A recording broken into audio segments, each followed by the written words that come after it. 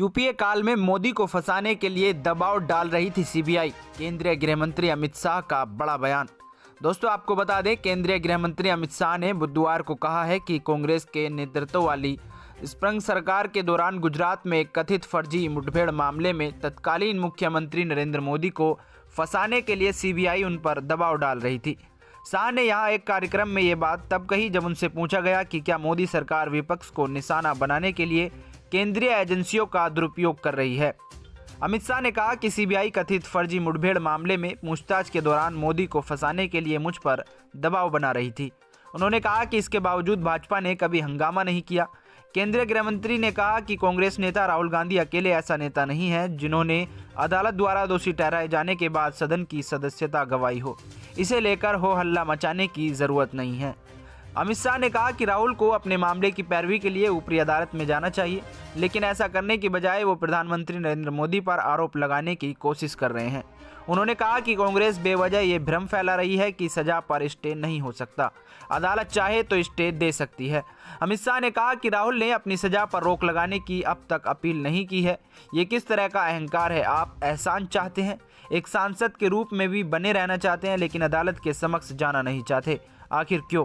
गृह मंत्री ने कहा, यह महाशय पहले व्यक्ति नहीं है। बड़े पदों पर आसीन और उनसे अधिक अनुभव रखने वाले राजनेता भी इस प्राविधान के कारण अपनी सदस्यता खो चुके हैं।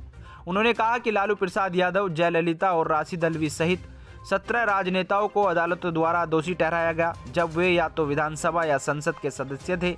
इन लोगों ने स्प्रिंग काल में 2013 में बने कानून के तहत सजा सुनाए जाते ही अपनी सदस्यता खो दी। इन लोगों ने देश के कानून का पालन किया और इनमें से किसी ने भी काले कपड़े पहनकर विरोध नहीं जताया। उन्होंने कहा कि जब लालू अयोग्य ठहराए गए तो लोकतंत्र खतरे में नहीं पड़ा, लेकिन जैसे ही गांधी परिवार के सदस्य को अयोग्य ठहराया गया, लोकतंत्र को खतरे में बताया जाने लगा। लोग तो यहाँ तक कह रहे हैं कि गांधी परिवार के लिए अलग कानून होना चाहिए। अमित शाह ने कहा कि आप राहुल का पूरा भाषण सुने। उन्होंने न केवल प्रधानमंत्री मोदी को अपशब्द कहे, बल्कि मोदी समुदाय और ओबीसी समाज को गालियां दी। उन्होंने जानबूझकर ऐसा भाषण दिया था। अगर राहुल इसके लिए माफ़ी नहीं मांगते तो उन्हें जमानत के लिए भी आवेदन नहीं करना चाहिए। उन्होंने कहा कि देश का कानून स्पष्ट है, इसमें कोई प्रतिशोध की राजनीति नहीं है। ये सुप्रीम कोर्ट का वो निर्णय है जो उनकी ही सरकार के दौरान आया था।